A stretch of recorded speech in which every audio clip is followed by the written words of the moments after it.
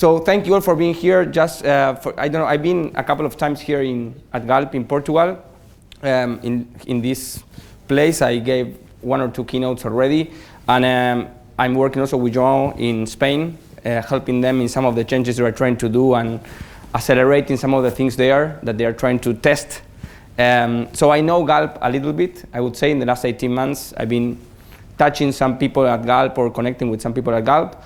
But what I'm going to bring you today has more to do with the experience of the last 15 years working with different organizations and corporations. Just for you to know, my name is Francisco Cherny. Everyone calls me Fran. You can call me Fran. I'm part of the founding team of Accident. We started 15 years ago on culture change and culture transformation. And this is part of what we learned through that process. That is, even though we try to help people to change, to help teams to change, to help organizations to change, it's very hard to do. And we are trying to understand what's that, and this is part of the, let's say, outcomes of that process of understanding why. So if you're here, I assume or I infer that there's something that you're trying to change that is not working. Yes? Or that you expect someone else to change and they are not making it. Yes?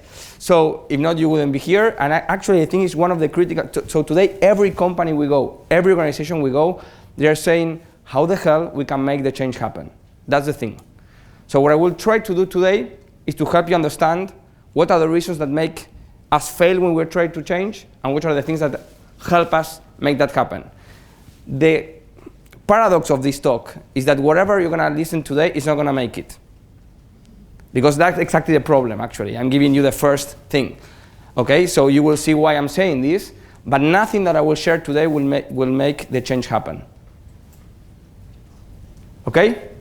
So then we'll see what you do after. So the other thing is I will play a little bit with you, or you will play between you, because this is about you and not about me. So we will try to bring real cases. And please stop me whenever you want. So I will kick off. So this is the question that I have for you before we start. What do you want to change about yourself to be more capable, happier, and feel in better shape for what's coming? Whatever definition that is. Yes? It's a fair question why you're here? Yes or not? Let me check. So how many of you have been in trainings or talks like this in Galp in the last 6 months? Okay. Or in trainings outside Galp, or trying to learn something outside Galp, going to a business school or something? Some of you. Okay. How much you can say you actually doing after those talks? Very few, no? Very few things. But the feeling when we leave the talk is, this is great, I learned a lot. Yes? That's actually what we say when we go back home. So I would like to start with this, just with the one that is, at your side. Can you share one thing that responds to the question? Just share something that you are trying to change or you would love to change that is going to help you be better than today at your job or in whatever aspect of your life. Yes? Can you do that for 2-3 minutes and share with the one by your side? Okay, because all the talk will work if you have something. Okay?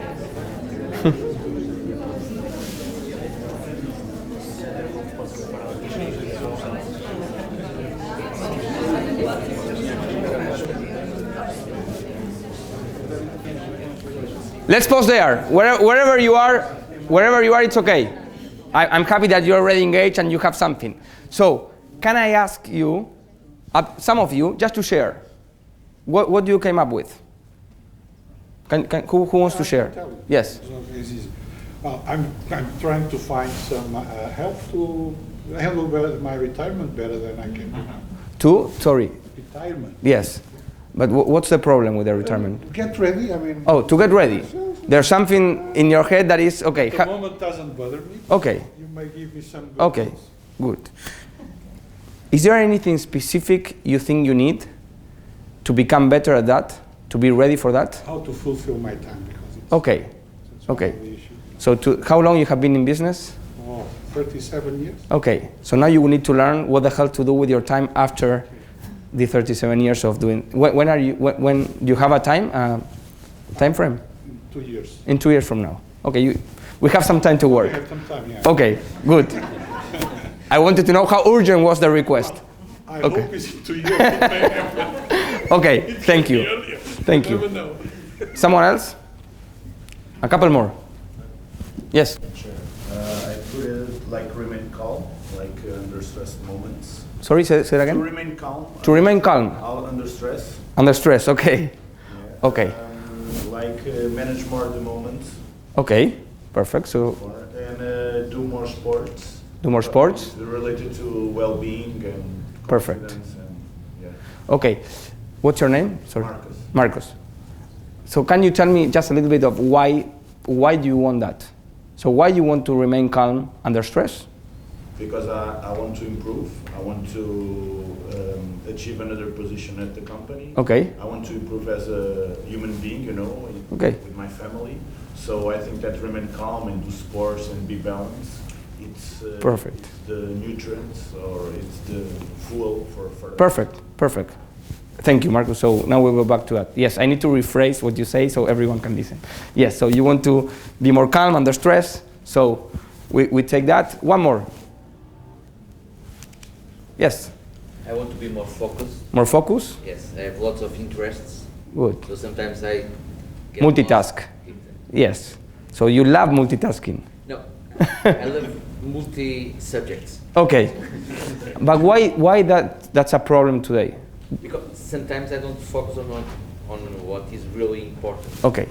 So you want in a way to be more capable to focus on the thing that is more important and not to be distracted by different things. I can spend less hours in the work. Okay.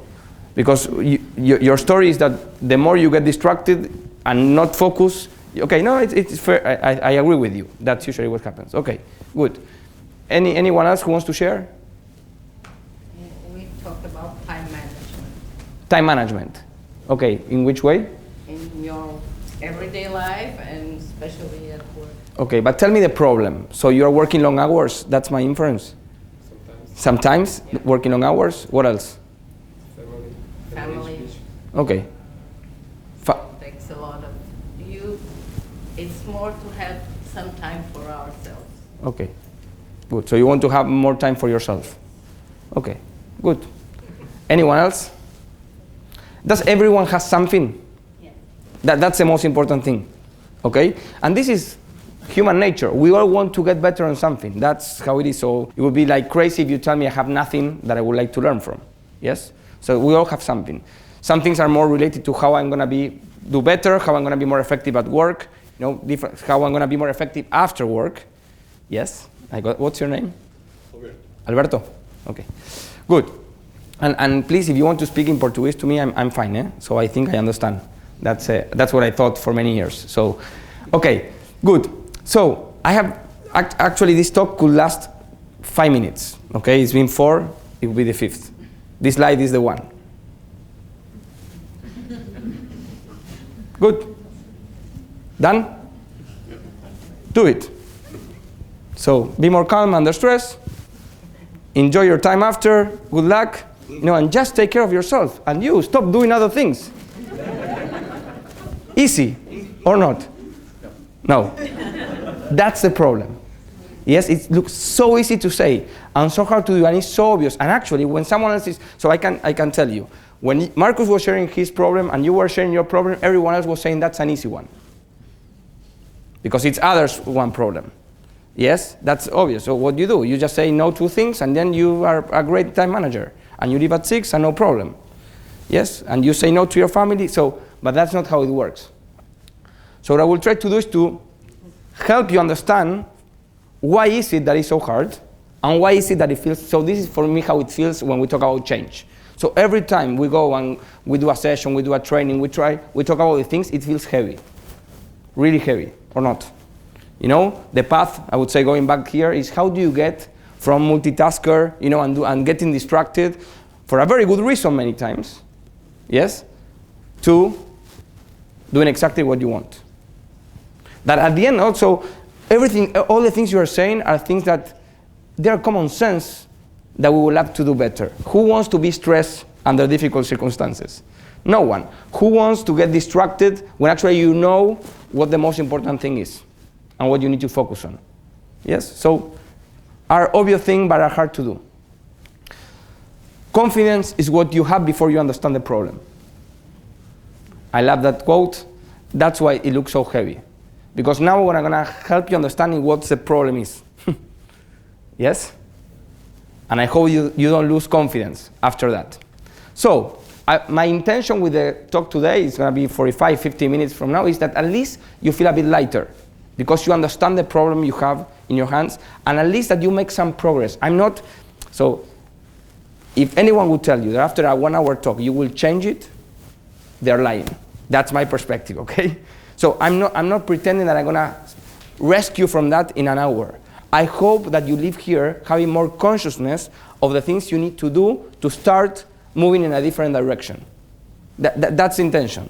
Yes? And we're going to see at the end that just moving in a different direction is start creating a change.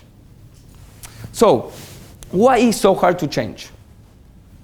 That's the question I want to answer before we go into how to do it. So, I love this. Have you seen Matrix, the movie? All of you? Have you seen Matrix? Yes? Okay. No? Who doesn't? Okay, you didn't. Okay, I will not ask you how old are you, okay? So, actually, this is the moment where I realize I'm over 40. So, so there's a moment where Neo, yes, needs to decide which pill. Do you know at least this scene or not? Not even this scene. If not, I will tell you. So you need to choose if you're taking the blue pill or the red pill. Yes, you remember what the blue pill does? The one goes to the matrix, the other one stays in. Yes, blue pill. You forget about this, you just go back to the matrix, no problem. The red pill, you see how the rabbit hole, how deep the rabbit hole is. So you see what's really true out there. Yes, so what I'm gonna try to give you, that's what I like about these talks, is at least to give you the red pill for some time, so at least you know what's going on when it's so hard to change. Yes? The thing is, once you know, you cannot pretend you don't know. Yes, that's the thing. Because now you're going to see more, in a way, what's behind the problem that's coming on the way for you to change. So let's go for it. So the first thing is, this is how we learn. This is the educational system we have.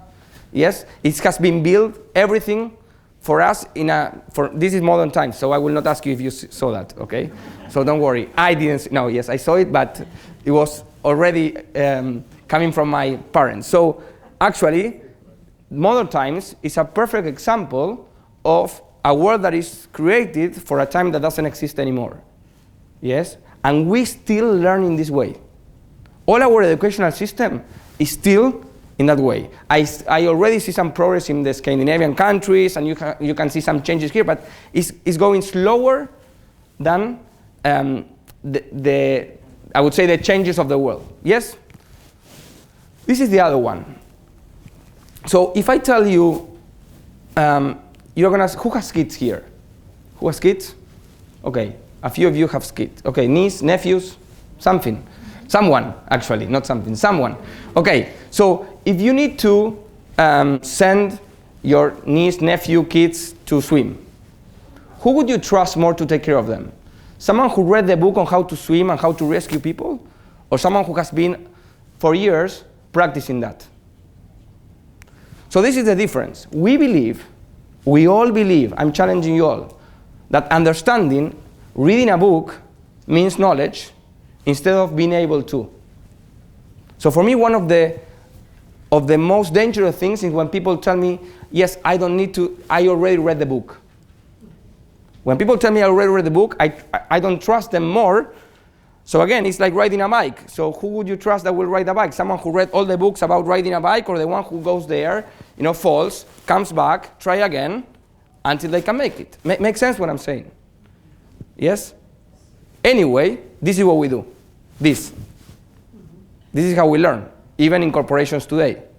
We go to trainings, and we all believe. So I gave this talk, similar to this one, I would say a couple of months ago in Geneva, for a company, and they were in the middle of a training, and I came at the last day to help them change some of the things that they learned. And I said, well, how many things you learned during these days? And they said like 5, 6 things. And actually I said, you learn nothing. You know about some concepts, but in our mind, that's learning. Because our educational system told us that when you read a book, you know. Make sense what I'm saying? So the first challenge I'm giving you is whenever you attend a training, whenever you read a book, you didn't learn anything yet. And I'm going to show you why that happens. So this is the habit change, the belief versus reality. So you see the axis? So this one is the capacity. Yes, on the left, down, up. And from the left to right, you have the time in days. This is what people think, and when I say people, I mean you and me, when we go to a training, let's say. Yes? Day 1, you see it. Capacity 1 is no capacity, 10 is all the capabilities. This is what we believe. Day 1, after the training, I'm at 10. Because I understood. This is what I need to do for extra. So is what I'm saying making sense to you? So again, just check your brain. That's how, now, actually, that's what you think now about this talk. Now I'm getting it, you know? Now the problem is that the learning curve for anything, for any habit change, this is what it takes. It's exponential the moment you really have the practice. So again, this is like swimming, you know, or you're trying to ride a bike and you cannot get there, and there's a moment where you don't understand how you are riding. Yes? We might not remember when that happened. Our parents usually do, they tell us the story. Yes?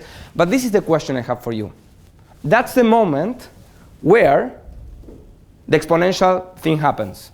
How many days science says, yes, science says, with the data today, it takes for us to really capture all the value, all the practice, and get into the new habit? So actually the question is, when the learning really happens? When is the moment where we take this from intellectual understanding to really creating a new habit? 10 days. 20. How many? 20. 20. Good. 66. Yes, I'm not saying that 66 for everyone, but the data says that after 66 days of repeating something, it becomes part of who you are. Before that, it's always against your instinct. Yes? So whenever you, now when we go to your case, for example, that is a very easy one to practice, you know, all the practices that will help you, yes, in your case, Marcus, that will help you to feel that you are managing stress, you know, and being more calm, the practices that you need to do to get there are going to be counterintuitive to your natural response. So the question is, how do you get out from that? Because your instinct and your body will ask you to do something completely opposite to the things that you say you want in your life. So this would be like you after, at that moment, let's say 39 years of working here, and every day getting up at the same time and coming to the office. How it's gonna, so the first day, until I would say 66 days, that's gonna be your body telling you, this is what I need to do. And actually, if you go to any addiction, is more or less the time that it takes to change the bad habit. Yes, I don't know if anyone has in your families or someone who has, well, I do have someone in my family who has an addiction, and that's why people get into a center where they need to stay for X amount of time until they change their behavior. And before that, I can tell you, they try to jump out the place. That's exactly what we do every day when we are saying, I want to stay calm, let's meditate, for example. Let's do this, let's meditate for a minute so I start calm before the meeting. But the next meeting, you forget. Because that's how you have been for 30 years or 40 years. So how do you pretend to change something and a habit in less than that time? But our mind thinks that that's how we do it. Yes? Do you follow me? Make sense? Yes? Good. So I'm going to put you, have you seen this clip, any of you? This is an experiment done for, okay, I will put it and then we discuss it, okay? Hey, it's me, Destin. Welcome back to Smarter Every Day. You've heard people say it's just like riding a bike, meaning it's really easy and you can't forget how to do it, right? But I did something. I did something that damaged my mind. It happened on the streets of Amsterdam, and I got really scared, honestly. I can't ride a bike like you can anymore. Before I show you the video of what happened, I need to tell you the backstory. Like many 6-year-olds with a MacGyver mullet, I learned how to ride a bike when I was really young. I had learned a life skill and I was really proud of it. Everything changed though when my friend Barney called me 25 years later. Where I work, the welders are geniuses and they like to play jokes on the engineers. He had a challenge for me. He had built a special bicycle and he wanted me to try to ride it. He had only changed one thing. When you turn the handlebar to the left, the wheel goes to the right. When you turn it to the right, the wheel goes to the left. I thought this would be easy, so I hopped on the bike ready to demonstrate how quickly I could conquer this. And here he is, ladies and gentlemen, Mr. Destin Sandlin. First attempt riding the bicycle. All right. So, faster I go, the better. Yeah. I couldn't do it. You can see that I'm laughing, but I'm actually really frustrated. In this moment, I had a really deep revelation. My thinking was in a rut. This bike revealed a very deep truth to me. I had the knowledge of how to operate the bike, but I did not have the understanding. Therefore, knowledge is not understanding. Look, I know what you're probably thinking. Destin's probably just an uncoordinated engineer and can't do it. But that's not the case at all. The algorithm that's associated with riding a bike in your brain is just that complicated. Think about it. Downwards force on the pedals, leaning your whole body, pulling and pushing the handlebars, gyroscopic precession in the wheels. Every single force is part of this algorithm. And if you change any one part, it affects the entire control system. I do not make definitive statements that often, but I'm telling you right now, you cannot ride this bicycle. You might think you can, but you can't. I know this because I'm often asked to speak at universities and conferences and I take the bike with me. It's always the same. People think they're going to try some trick or they're just going to power through it. It doesn't work. Your brain cannot handle this. For instance, this guy, I offered him $200 just to ride this bike 10 feet across the stage. Everybody thought he could do it. No, you didn't understand. You didn't understand. So, this way. Okay. All right, just a second. All right, so, whenever you're ready. Yeah. Quickly! No, you have to keep your feet on. Dude, all right, here we go. Look at the feet, look at the feet. Wait. Like, you gotta start rolling at least. And go.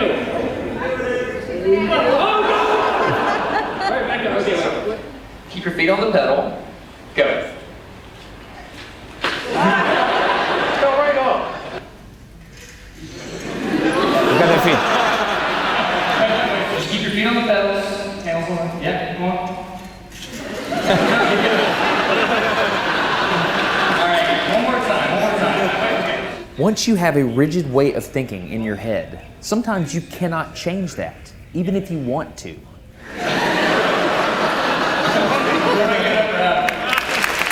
So here's what I did. It was a personal challenge. I stayed out here in this driveway and I practiced about 5 minutes every day. My neighbors made fun of me. I had many wrecks, but after 8 months, this happened. 8 months. One day I couldn't ride the bike and the next day I could.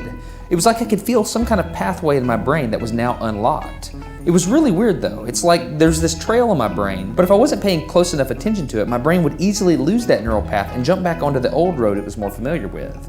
Any small distractions at all, like a cell phone ringing in my pocket, would instantly throw my brain back to the old control algorithm and I would wreck, but at least I could ride it. My son is the closest person to me genetically, and he's been riding a normal bike for 3 years. That's over half his life. I wanted to know how long it would take him to learn how to ride a backwards bike, so I told him if he learned how to ride a backwards bike, he could go with me to Australia and meet a real astronaut.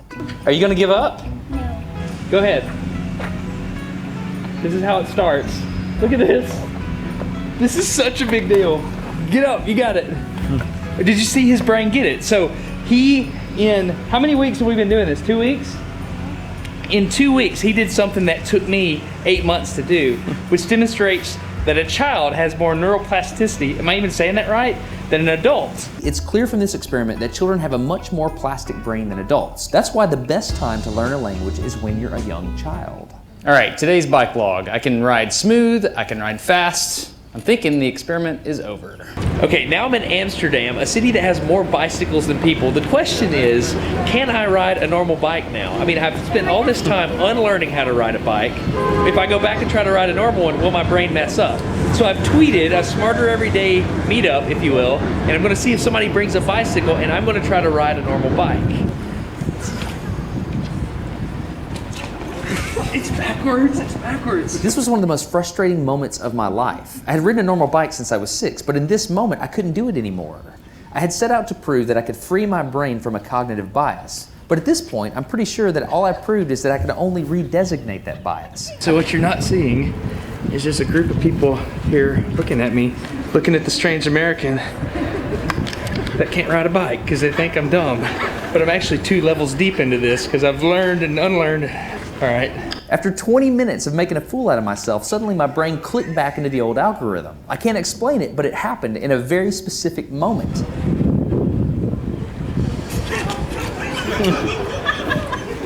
I got it. I'm back. Oh, it clicked. Hold on, it clicked. I got it. Okay, there it is. There was the moment. Okay, I can ride a bike. I tried to explain this to the people around me, and they just didn't get it. They thought I was faking the previous 20 minutes, and I couldn't get anybody to believe me. That looked like I faked that, didn't it? Yeah. Just a fake. You think I'm faking. You don't believe me. That's so weird. You were like, and this phone. You think I'm lying, don't you? I'm not lying. I felt like the only person on the planet who had ever unlearned how to ride a bike, and I couldn't articulate it to anyone because everybody just knew that you can't forget how to ride a bike. So I learned 3 things from this experiment. I learned that welders are often smarter than engineers. I learned that knowledge does not equal understanding. And I learned that truth is truth, no matter what I think about it. So be very careful how you interpret things because you're looking at the world with a bias, whether you think you are or not. I'm Destin. You're getting smarter every day. Have a good one. Okay, if you want to support Smarter Every Day. Okay, before we go into that. So, what do you get from this? Come on, a few. Once you format your head. Yes, once your brain is wired, and we have been wiring our brains for a long time for certain things, like getting upset with things, yes, or coming every day to work and do exactly the same things over and over again, waking up at a certain time, and many other things. That's how our brain functions, yes? What other things?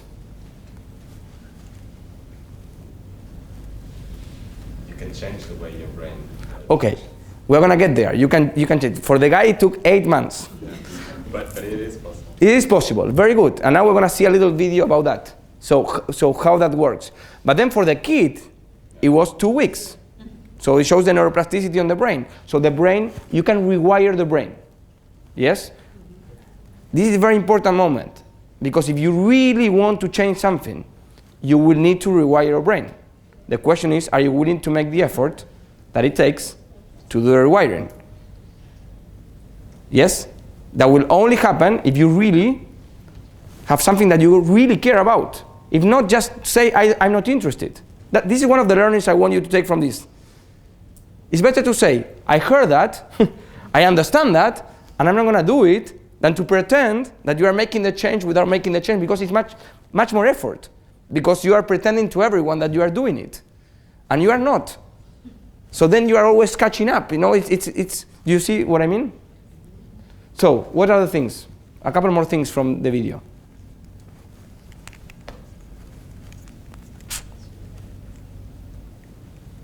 The second time he tried to write the. Yes, learn and unlearn. Yes. When he wanted to go back, it was hard to go back. Yeah. Yes. But he took it in 20 minutes. Yes. Much, but it was a brain moment. Yes, got it. What else? Anything else? I would wonder if he had no other options than to ride that bike, how long it will take him to learn. I don't know. You know, when you are in need, you learn faster. Could be. He only practiced for 5 minutes. It's true. Maybe we would have taken 66 days. But the other thing is, but this is very important, your point, Alberto, no? So sometimes you have a lot of other things that are going on for you. So the guy did 5 minutes each day during 8 months. Can you shorten that? Yes. You can practice, maybe more time, and you can shorten it. That could be a possibility. Maybe you go to a 66 days or you go to less. I don't think that could completely be changed. Now the thing for me is that the only way, with all the other things that you have in your life, still by doing 5 minutes every day, you will get there. And if you want to shorten it, you can put more because that's more relevant for you, I understand. But just by practicing 5 minutes every day, you get there. Okay, and this is just an example. Okay, I'm not pretending that this is going to be always. So I'm not telling you that whatever you practice 5 minutes every day, in 8 months you're done. I don't know what you're asking for. Okay. Anything else from the video? The tipping point. Okay. You are exactly. You are falling, and there's a moment when you get it. Your brain gets it, and then you are riding. Perfect. The problem is the anxiety we have in all that moment that we are not perfect. So that is not working. That's the problem that creates a lot of vulnerability and a lot of issues for the ego. That's what it is. That's why you are always competing with your ego when you're trying to change. Because there's a moment in which you'll be pretty bad at something in order to create a new thing. Yes? Make sense? It's like, again, it's like any new thing you do. And we can all connect with this. You know, so avoiding going to a new class or a new something because you are going to be the guy or the one who doesn't know about it. So it happens to me. It happens to all of us. So the ego is at risk there. It was easy here because the guy was doing it by himself, okay? So no one knew. And the other thing that I got from the video is everyone thought it was an easy thing to do. Everyone thought it was an easy thing to do. You just get there. I understood it. I got it here. I will find a way to, do the magic thing. That's one of the biggest issues we have in changing habits. We believe we're going to have the trick to make it. And you will see also later that there's no trick. It's 5 minutes every day until you rewire the brain. The question is this relevant enough for you to do it 5 minutes every day? If it's not, you will not make it, and it's okay. But it's your choice. Okay, so I'm gonna give you a 3 minutes thing on this video. So, back at the monastery, I was trying hard to do just this, to just be present. But no matter how hard I tried, my mind... So let me give you some context. Shona Shapiro is an expert on mindfulness. And she's telling a story about her being in a monastery. Yes, and she tried many years ago to learn about mindfulness and how to meditate. And now, after that, I'm going to put 3 minutes of this that speaks exactly about how the brain gets rewired. Back at the monastery, I was trying hard to do just this, to just be present. But no matter how hard I tried, my mind kept wandering off. And at this point, I really started to judge myself. What is wrong with you? You're terrible at this. Why are you even here? You're a fake. And then not only was I judging myself, I started judging everyone, even the monks. Why are they just sitting here? Shouldn't they be doing something? Thankfully, a monk from London arrived who spoke English. And as I shared with him my struggles, he looked at me and said, "Oh dear, you're not practicing mindfulness. You're practicing judgment, impatience, frustration." And then he said 5 words that have never left me. What you practice grows stronger. What you practice grows stronger. We know this now with neuroplasticity. Our repeated experiences shape our brain. We can actually sculpt and strengthen our synaptic connections based on repeated practice. For example, in the famous study of London taxi drivers, the visual spatial mapping part of the brain is bigger, stronger. They've been practicing navigating the 25,000 streets of London all day long. When you look at the brains of meditators, the areas related to attention, learning, compassion grow bigger and stronger. It's called cortical thickening, the growth of new neurons in response to repeated practice. What we practice grows stronger. The monk explained to me that if I was meditating with judgment, I was just growing judgment. Meditating with frustration, I'm growing frustration. He helped me understand that mindfulness isn't just about paying attention. It's about how we pay attention, with kindness. He said it's like these loving arms that welcome everything, even the messy, imperfect parts of ourselves. He also pointed out that we're practicing all the time, moment by moment, not just when we're meditating, but in every moment. We're growing something in every moment. So the question really becomes, what do you want to grow? What do you want to practice? Good. So, what do you get from this?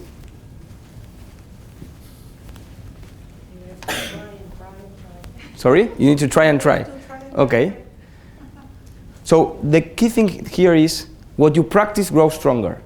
And there's no way out from this. That's the key message for me. We believe that the only thing we practice is the things that we want to practice.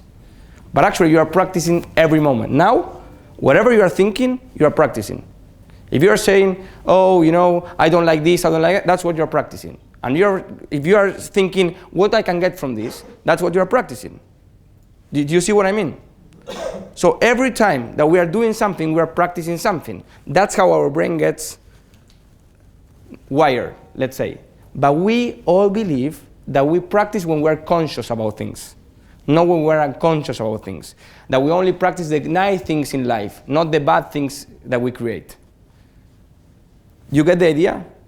So there's no moment in which you are not practicing something. And whatever you practice grows stronger. That's the concept.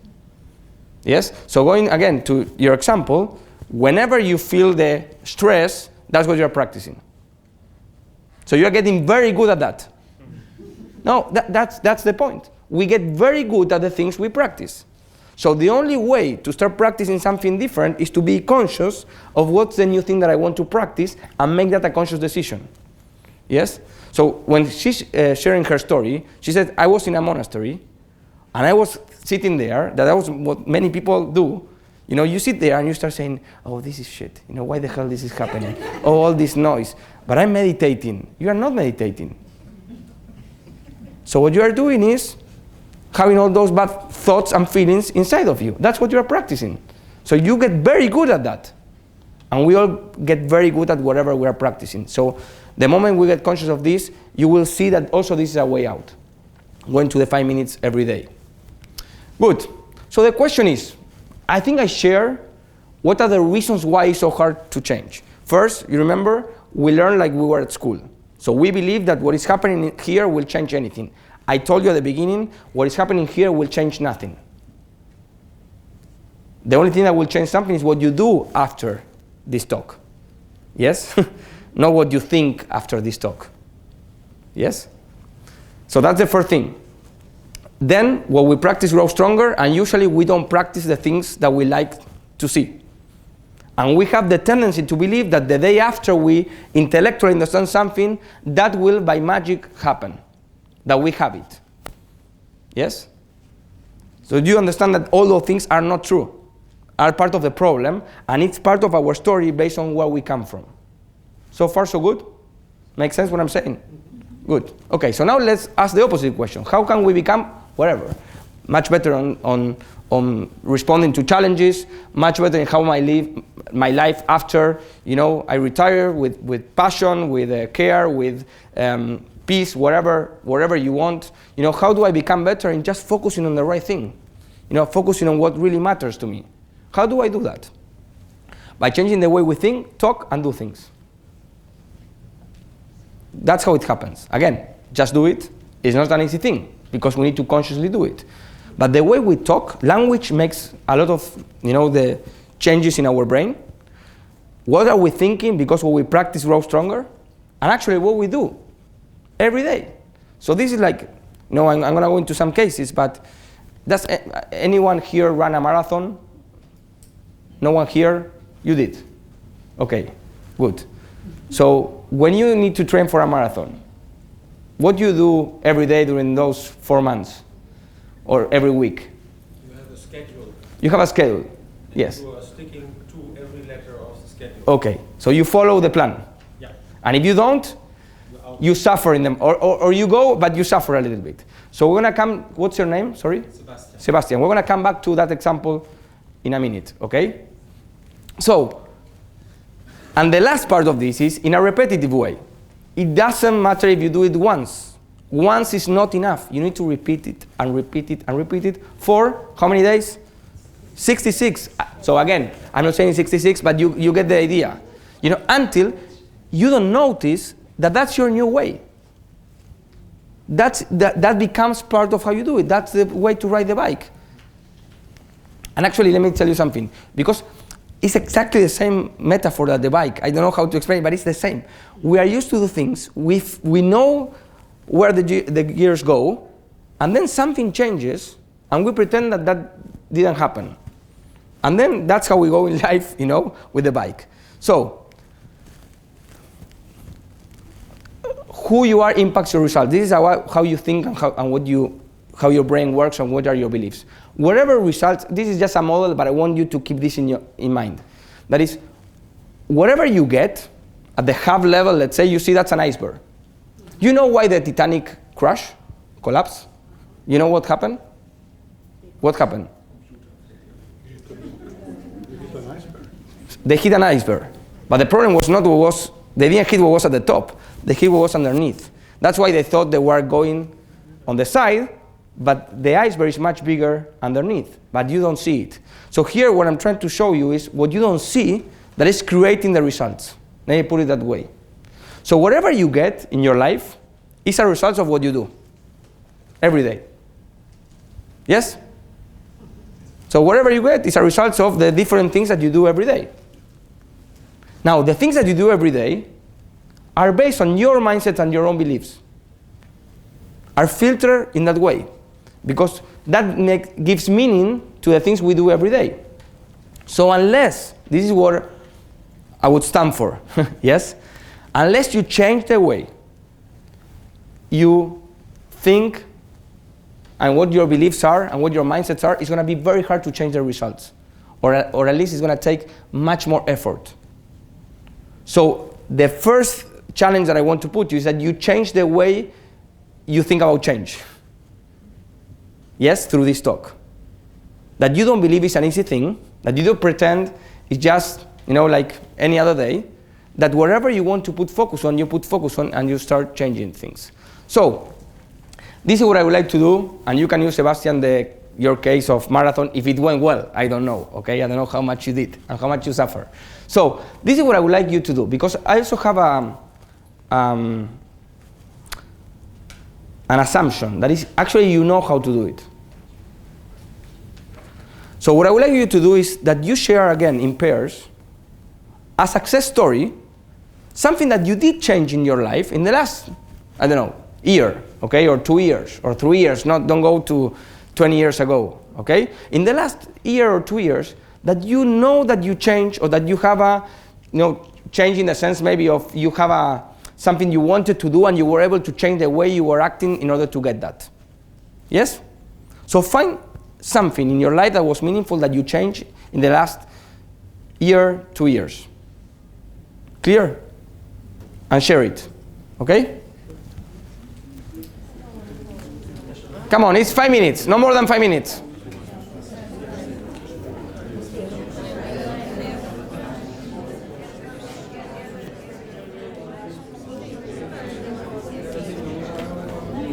Okay, wherever you are, just leave it there.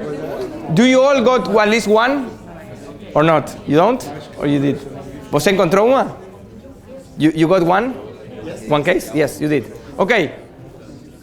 Guys, one second. Okay, so Alberto, un segundo, eh?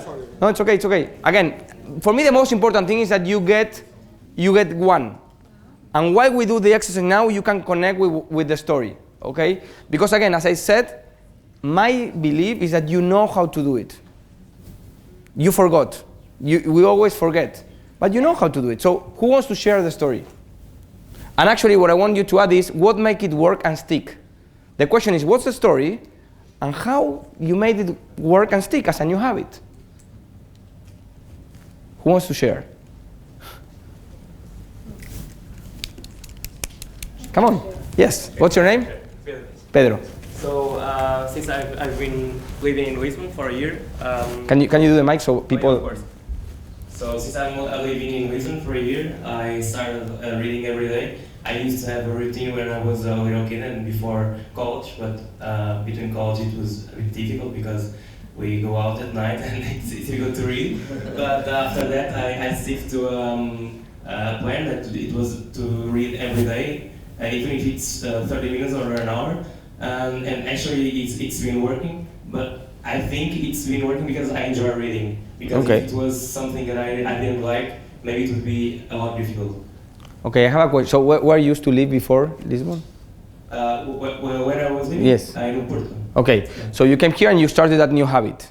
Yes. Yes, and you have a reason for that? Did you want to do it? Yeah, I had a lot more time for myself than I had before. Okay, but you wanted to do it. So what was the reason? Okay, good. So what make it stick? Yeah. First, you have more time. Yeah. Yes, but you can. I enjoy it. You enjoy it, but you could use that time for many other things. Yeah, I could. Yeah. So what did you do? I thought that maybe if I stick to that, I would learn a lot more than if I just... When do you read? At night. Before, at night? Before sleep. Okay, so you change going out for reading. No, I didn't change. I didn't change. I go out, I don't read. Okay. But I don't go out, yeah, I okay. used to read. Okay, good. Others? Other cases? Come on, I need a couple more. So... I don't know why, I don't want to change my... No, go ahead. Tell my story, but you touched an important point. It's like change just happens when someone wants it to happen. Yes. But you want to share a bit of the story or you don't want to? I can share. Yes. I also read at night. It's a new habit to me also. But there was a period of my life that I wanted to improve physically. So every day I went to the gym. Yes. Every day. But then vacation came. You stopped. Yes. But before that, you did it. Yes. So that was not a problem. No, it was not. Okay. Okay. Does anyone has a case the other way around, that you don't do an exercise and you wanted to do exercise for any health reason? No one here? I don't have any of the typical stories. So, other stories?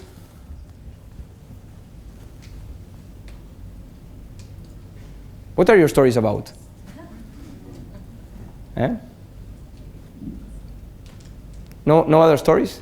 Well, I can share. Yes, please. I also I made a course on mindfulness. So since then, I try every day to meditate. Okay. Whatever that means for me, at least for 5 minutes. Okay. And try to relax and open, be present. Okay. All that. And for how long you have been doing that? Don't tell me 66 days. No, I started on the February. Okay, so a long time. And now you do it every day? Well, almost. And when I don't do it for any reason, I don't blame myself. Okay. I'll start. The day after.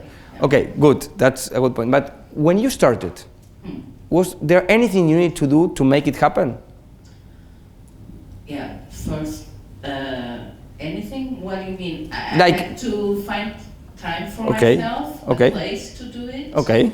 And I have to want it to do it. Okay, but this is the question is, you start a new day, the first day that you wanted to meditate. Yes? Let's say that it was February, after the course, you said, I want to meditate. Yeah. Yes? So how that happens the first day and the second day and the third day? It just... Hard. Because... But how you remind yourself? I remind that I was standing there, but my mind was full with whatever Yes. it comes to my mind when I have 5 minutes for me. Good. Okay. So and then you are doing that almost every day? Yes. Almost. Okay. And when you forget, you do it the day after? Yes. Good.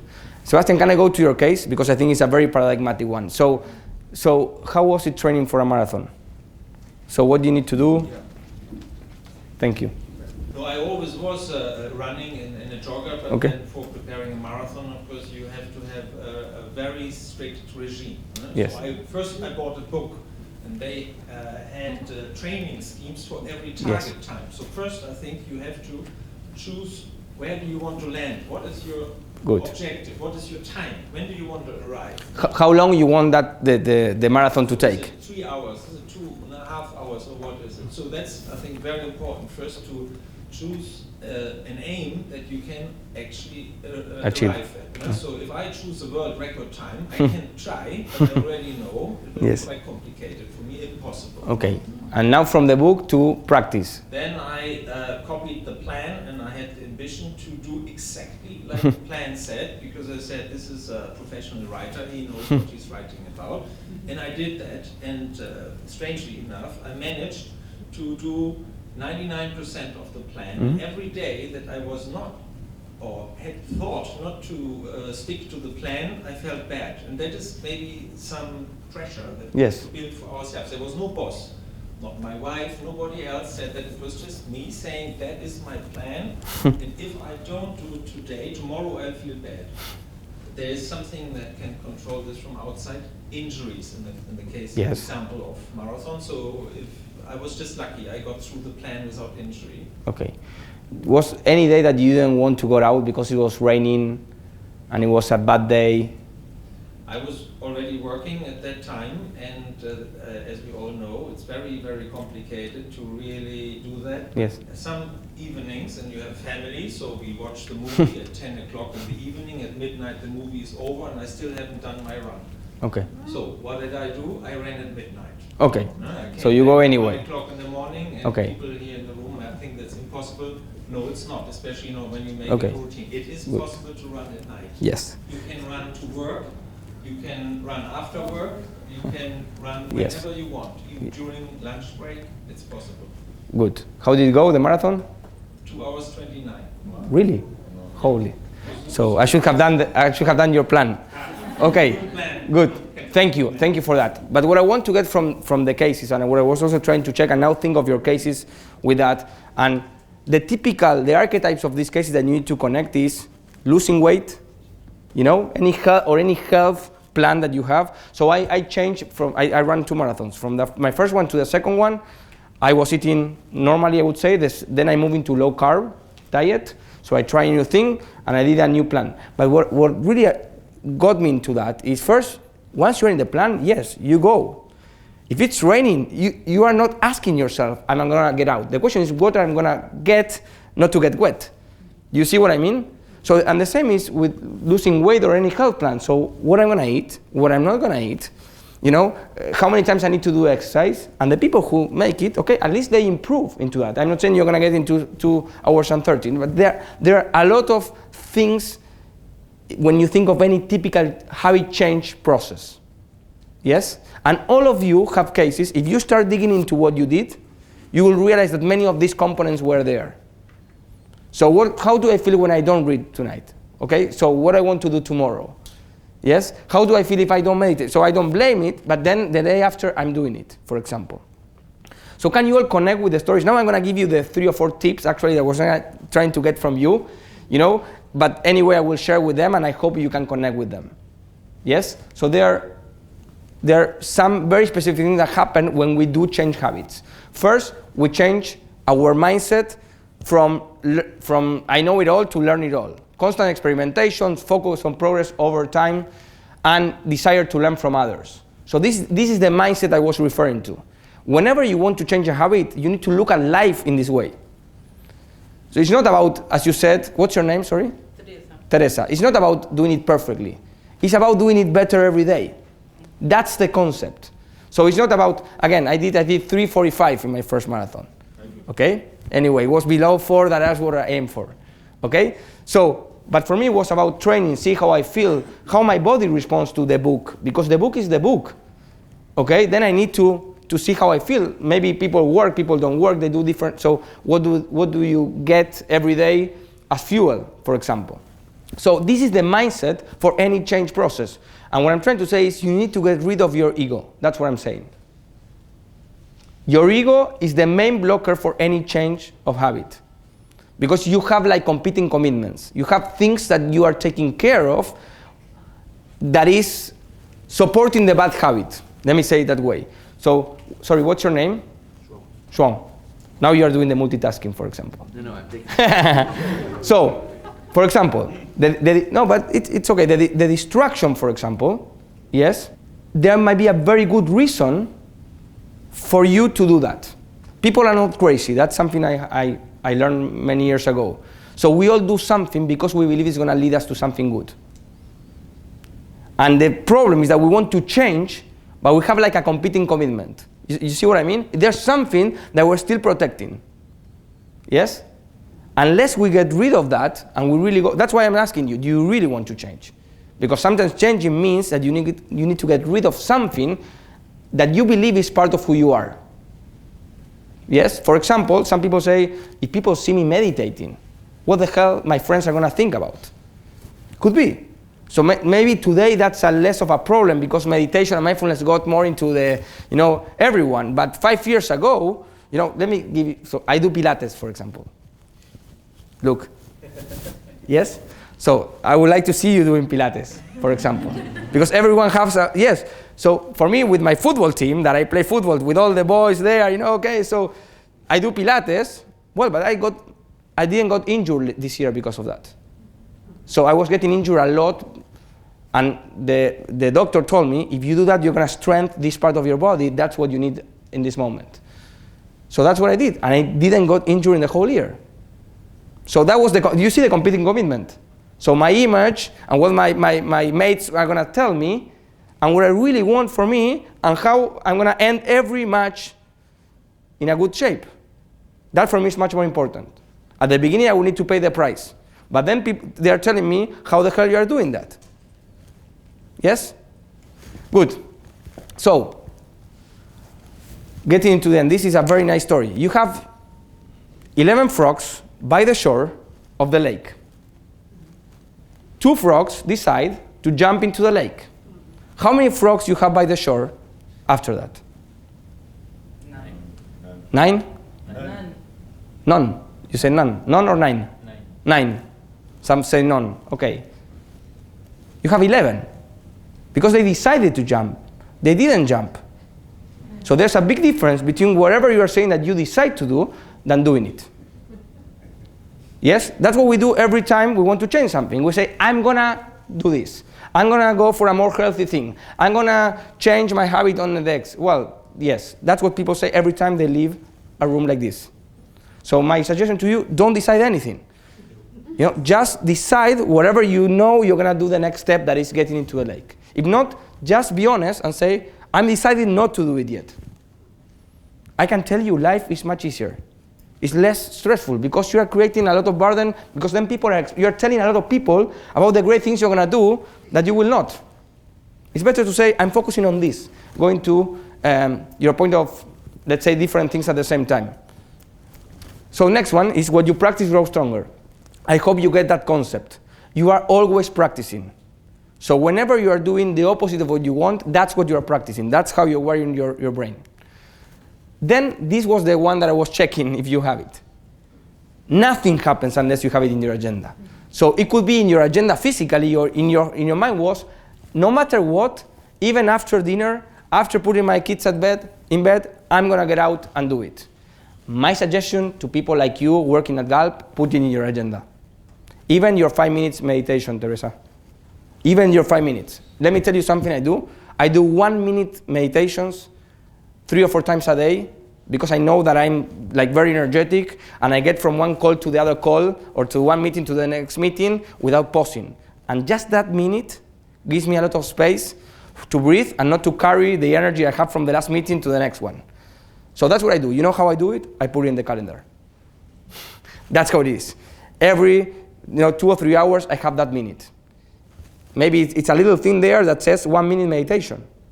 That's it. And if I don't do it, then it pops up in my calendar. So it's a reminder. Why? Because this is the other thing. So you know who these people are? I assume you do. We don't have anyone from Brazil here, because I think we're supposed to have someone from Rio, so I put also Tite, you have Queiroz, you have Del Bosque for the people in Madrid. So this is another suggestion that I give you: find a coach. A coach meaning it could be your colleague. But always when you're trying to change, you will deviate the minute after you make the decision. The only way out is giving permission to someone to let you know that you are not doing what you said you want to do. And what's the reason why we don't do that? It is because we get annoyed when someone reminds us, yes? So this is like, okay, I'm going to listen the whole meeting. I will try not to talk, because that's the feedback that people give me. It's 5 minutes after the meeting started that I start talking. So if I have someone in the meeting who I give permission to do this or something, to remind me and bring consciousness to what I said I want to do, the first instinct that comes up here is, why the hell you are telling me that I should know? This is very important. I should say it anyway. Well, that's what you told me. So you know how long it takes for you to stop getting annoyed? 66 days, more or less. Honestly, but that's what you practice. You are practicing getting annoyed with someone, you tell them. So find a coach, could be anyone who is a guardian angel, whatever you want to call it, who is helping you do exactly what you said you want to do. And you have a lot of possibilities here. The question is, are you willing to do it? Because the moment you say that, you are telling someone, I'm not as good as you think I am for this topic. Are you willing to do that? That's the question. So, this is the one thing that I want to do to finish. You know the concept of keystone? You know what a keystone is? Not habit, keystone. Yes? Keystone is that you see there. Is the wedge-shaped stone piece at the apex of a masonry arch, or the generally round one at the apex of a vault. Although a masonry arch or vault cannot be self-supporting until the keystone is placed, the keystone experiences the least stress of any of the basworks due to its position at the apex. So that's the one that keeps everyone holding, everything. The one there. So things will not stand unless that keystone is there. Yes? That's how architecture was for many years. If you go to many parts of England, that's what you will see. Yes? Good. So I'm going to suggest that you find a keystone habit today, right now. And a keystone habit is anything that is easy to do, that you can do 2-3 minutes each day, that will create something good in your life. That will be the thing that will create new good things. Yes? But it needs to be something that you can do in 2-3 minutes without the need of anyone. It could be 2 minutes meditation, or it could be going for a run every day because I feel better, whatever that is. Or learning Portuguese. Or learning Portuguese, for example. Yes. How you're going to do it? I will speak with some, but this is the key thing of the keystone habit. Learning Portuguese. If you say I'm going to go to a course every day, 1 hour, that's not a keystone habit. Because that's too much. Yes? Keystone habit is, I'm going to ask someone in the office with whom I will have a conversation of 10 minutes every day so I can get into that. You see how that's easy to do. You don't depend on anyone, you just come to the office. You have someone already, okay? Good. But do you see the concept? Can you all think of one thing? Take 1 minute. What is the one thing that you think you can do that will expand your thing? So going to you, this João. Yes. So what is the one thing you can do to regain focus when you get distracted? Just think about that. Yes? So no, you don't need to tell me. It's okay, it's okay. But think about that. Think about that, okay? And the same for you, Marcus. So again, I'm using the ones who spoke. I think you're going to get more value from this. Is what is the one thing that I can do when I get stressed? Or even, what's going to help me if I practice every day at least 5 minutes to be more calm? A suggestion would be what I do, for example, is every X amount of time, I have time to pause and to think what's going on, for example. For other people, it would be other things. You can choose your thing. You get it? The concept of the keystone habit is the one little thing that you can do every day in a simple way. Yes? Good. I'm going to wrap up. So, next step for you, I give this to you. And again, this is, nothing will change unless you do it.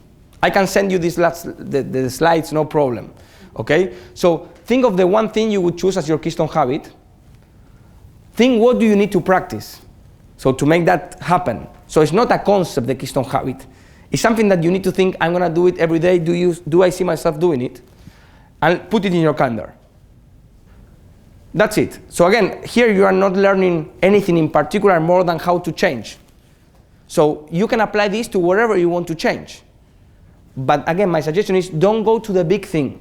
Go to the little thing. Because the moment you learn how to learn, then everything becomes easier. And then find your coach. Meaning, allow someone to give you feedback on the spot when you are not. Yes?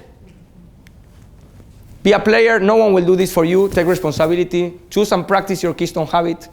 1% better every day. I like this, based on what you said, Teresa. It's not about making it perfect. It's about doing it better every day. And then this is the thing that I want to leave you with. Before alignment, chop wood and carry water. After alignment, chop wood and carry water. There's no other thing than practicing every day so you can change what you want to change. That's it. I really hope I will see you in 2-3 months, in 66 days, and you will say, there's one tiny little thing that I'm doing better. And that's the thing that is going to make my life better, easier, be more capable of. That's the thing. If you pretend, so go, we can send the presentation, I have no problem. But if you pretend that by sitting here and listening to me and understanding what I said, something will change, then you didn't get the message. Okay? So, any last question? Can you give us 3-4 examples of keystones? Yes. Yeah. Can you give us some? Yes. Again, keystone habit could be, so let me give an example of myself. So I would say I try to do exercise, physical exercise every day. Because one of the things I have is I have a lot of energy. And when I do exercise in the morning, I find my body is more calm to listen, to connect with others. So I have a better pace. So what I do is every morning I have half an hour of something that is physical. I go for a run, or I do something at home, that is physical, or I go to a gym, something. Every day, no matter what. And if I cannot do it at the beginning of the day because the night before I went out or something, I do it at the middle of the day. I take the lunchtime, so going to Sebastian case. So if I cannot do it before X, I do it at the moment I can. But I don't wait 3 more days not to do it. That's an example.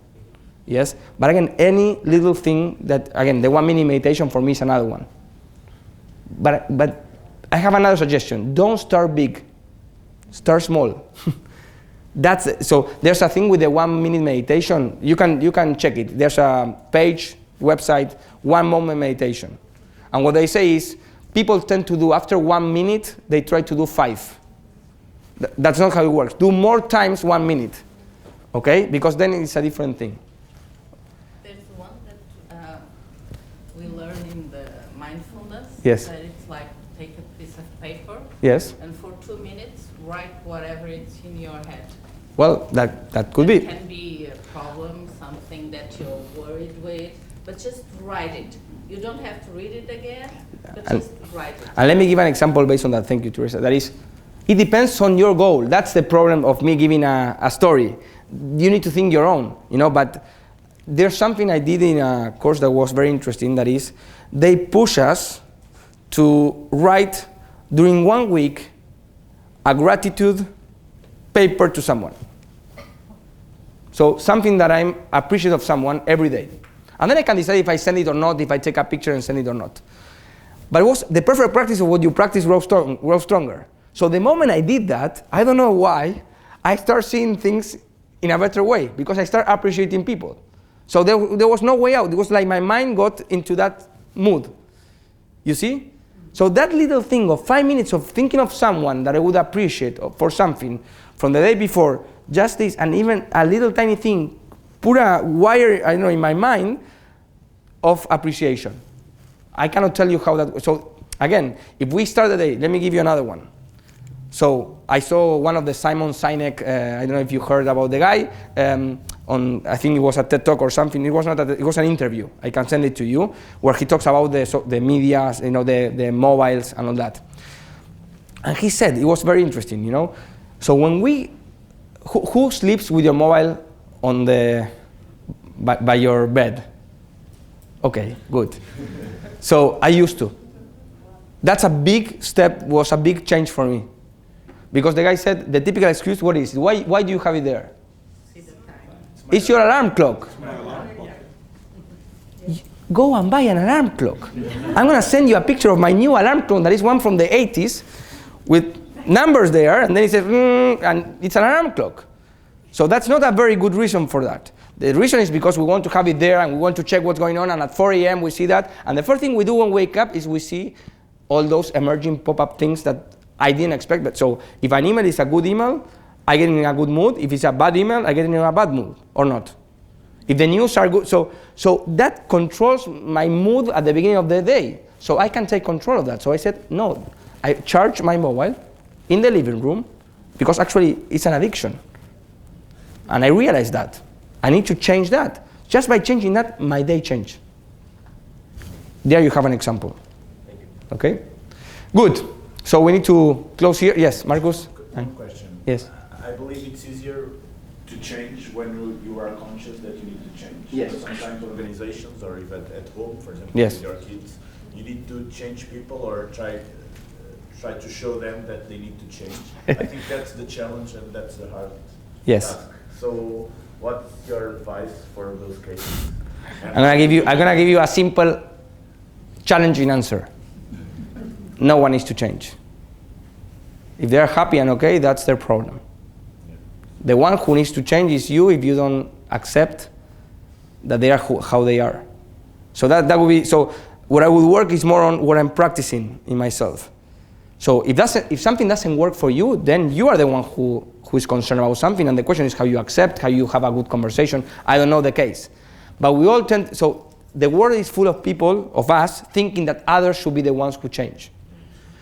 And because we all think in the same way, then no one really changes. And life is much easier if everyone just, again, if you want to give feedback to someone, that's fine. But then it's their lives. So that would be my challenging response. Okay, good. If I yes. May say, I think this was the best sentence of all.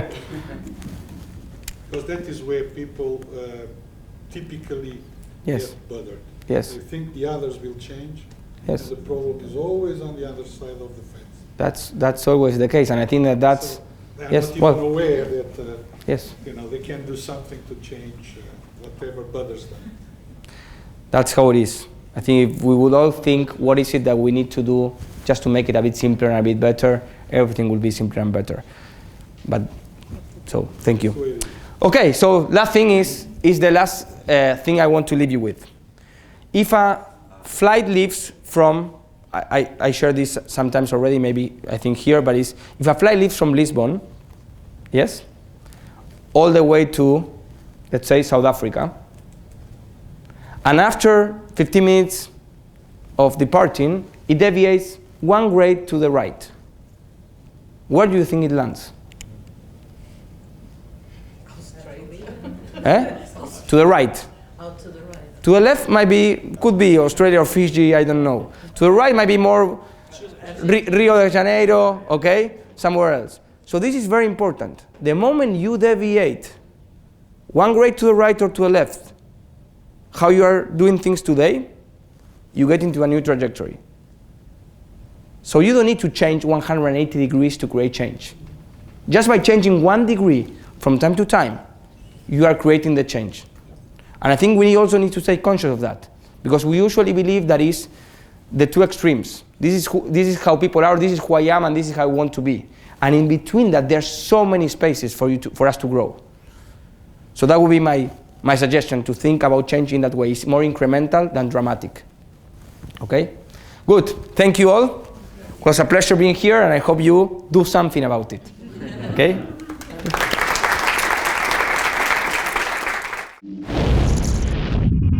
Galp.